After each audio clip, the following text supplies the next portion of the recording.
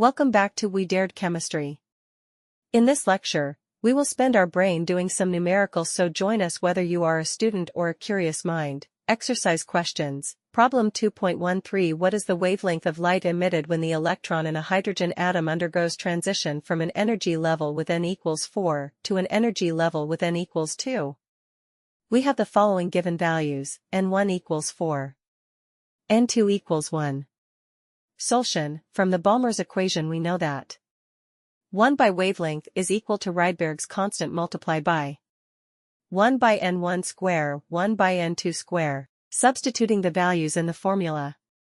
1 by wavelength equals 109,677 multiplied by 1 divided by 16 to 1 divided by 4.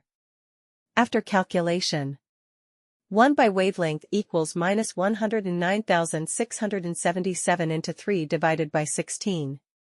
Negative sign indicates that the energy is being emitted when electron goes under transition, so it can be ignored.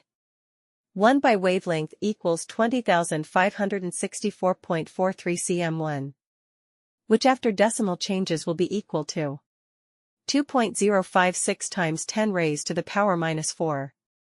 Now, wavelength will be equal to 1 divided by 2.056 by 10 raised to the power minus 4.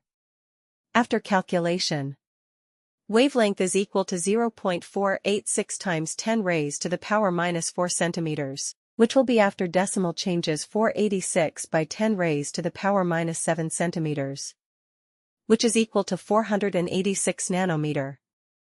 Thank you for your attention. Keep studying with We Dared Chemistry.